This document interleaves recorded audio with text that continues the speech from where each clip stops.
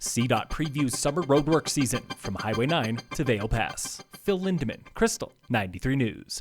The season of asphalt is already here. CDOT's Elise Thatcher on a summer resurfacing project for Vail Pass West Side. Project is up and running, and we are able to do additional work during the day. Previously, we had planned on doing work really mostly at night, but due to low traffic volume, we are able to do more work during the day. Crews are working on 15 miles between Vail Pass Summit and Dowd Junction with staggered lane closures east and westbound. Day work ends when traffic picks up, most likely in June.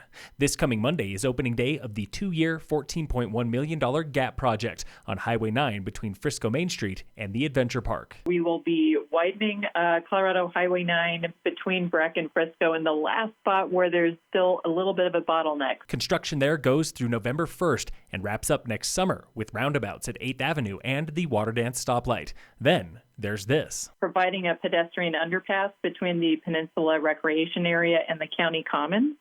Installing noise walls along Water Dance and Frisco Bay Townhome. Expect lane closures on Highway 9 by later this month. There's also staggered closures at Eisenhower Tunnel for repaving happening now.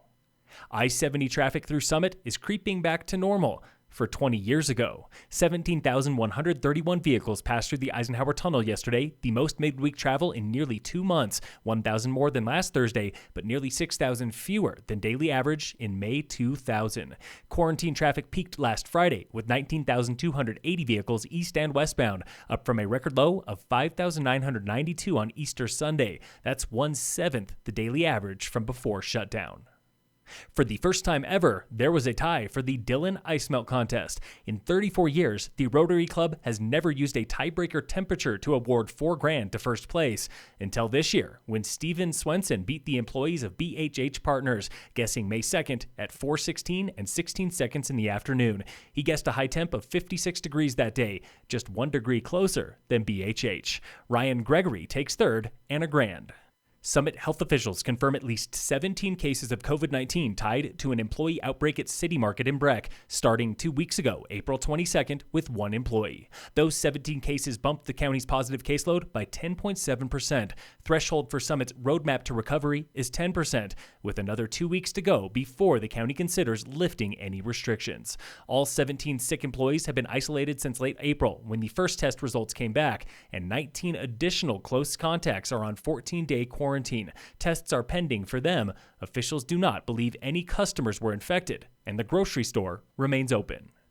It's opening day of safer at-home retail, with in-person shopping now allowed for small groups wearing face masks, while outside, town parks are reopening with the same restrictions. Vanessa Agee with Town of Frisco. Reopening parks and amenities, it's really about supporting the community, and it is not about drawing people to Summit County. Skate parks in Frisco and Breck are open again, same as disc golf in Dillon and Frisco. We just really want to look at this much more holistically. I think we think of ourselves as just Frisco with our disc golf course. It doesn't really work that way anymore. We're seeing that Dillon has had a lot of pressure on their disc golf course, and we'd like to be helpful. Silverthorne is more tentative, keeping all park amenities, except for trails and grass fields, closed. Town manager Ryan Highland on what to expect when things reopen. We're trying to figure out how to manage our parks in a way that might look more like the way we would manage an interior space at the recreation center, because we are under those guidelines of,